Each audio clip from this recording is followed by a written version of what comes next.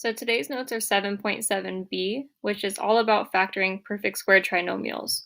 So we've already learned all about factoring trinomials in general, but perfect square trinomials just fall into this special pattern and they give us an answer that looks a little bit different, but the way we can approach factoring doesn't change a whole lot from how we've learned how to factor in the past.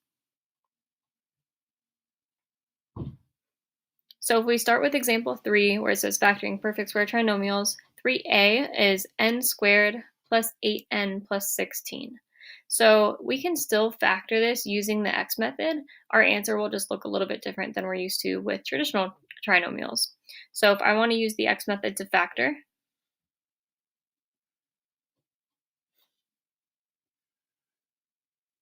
I'll draw my big X, and then on top, that'll be a times c. And remember that a is always the coefficient of x squared or n squared in this case, so that's 1. B is always the coefficient of n x or just n in this case, so that's 8. And then c is always our constant, which is 16.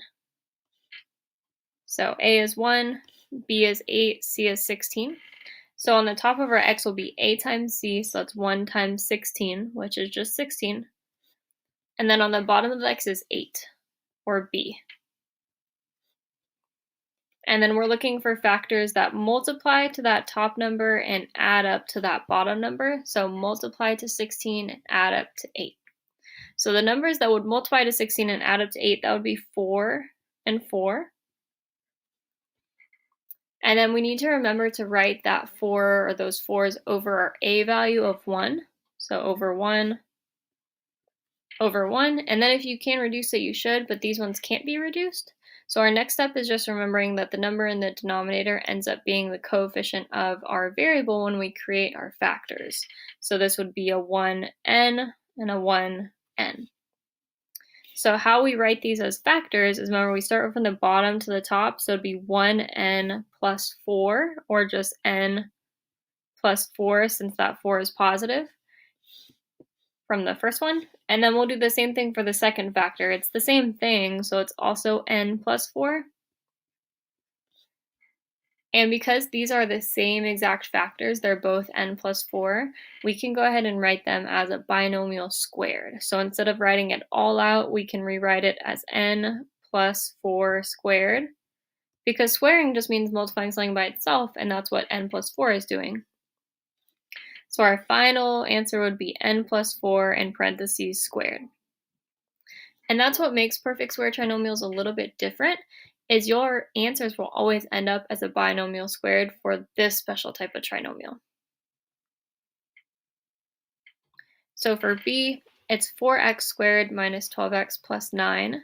So if we want to factor it, we can use the x method. Let's first figure out what our a, b, and c are. So a is 4, b is negative 12. Remember, we have to include the negative with it.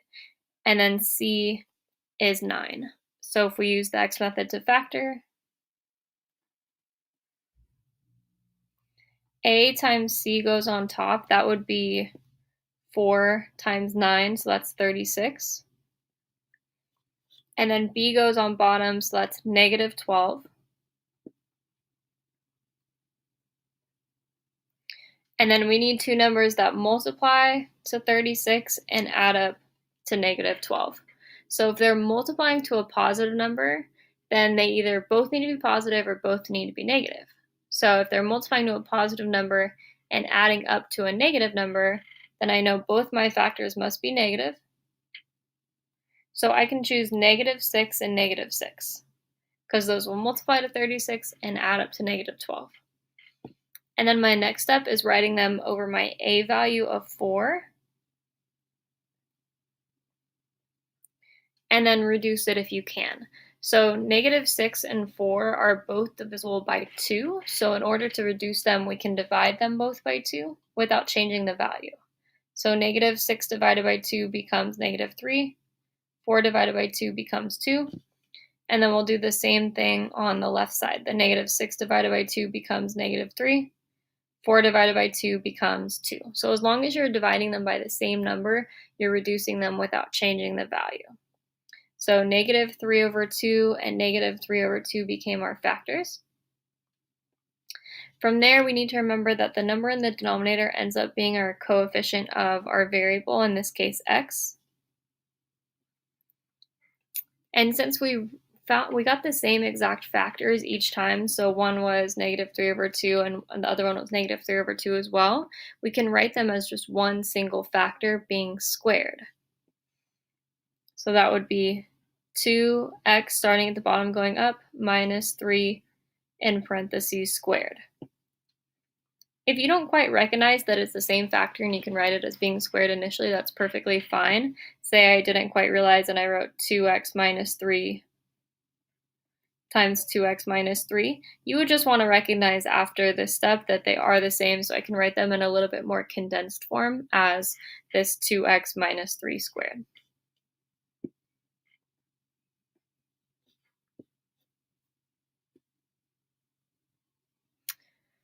And then for the next few problems, these would be good ones to kind of pause the video and practice a few on your own before resuming and watching the rest of it. So for A, it's m squared minus 2m plus 1. If I want to factor it, I can use the x method. Remember, when you're factoring, you should always be checking for greatest common factor first. These problems didn't happen to have any greatest common factors that we could pull out in front first, even with B up here. There was no factor that I could divide evenly to 4, -12, and 9. So there was nothing that I could pull out initially. Just always try to check for that before, because it does make the problem easier once you're getting into bigger numbers. So back to A, m squared minus 2m plus 1. So our A value is 1, since the coefficient of m squared is just 1. B is -2, and C is 1. So for our x, A times C goes on top, and B goes on bottom. So A times C would be 1 times 1, which is just 1. And then B is -2. So we need factors of 1 that add up to -2. Well, for factors of 1, the only possible factors of 1 would be 1 and 1, or -1 and -1. So if we need them to add up to -2, it must be -1 and -1. And then we need to remember to write it over our A value, which is 1. And then that number in the denominator ends up being our coefficient of our variable, m. So this -1 over m, that means, or over 1m, that becomes the factor m minus 1, because you start from the bottom and go up. And then our other factor is exactly the same. So we can write it as m minus 1 squared. If you don't catch it at first and you write it side by side, that's fine. Just make sure that your final step is as simplified as possible. So it's written as a binomial squared, m minus 1 squared.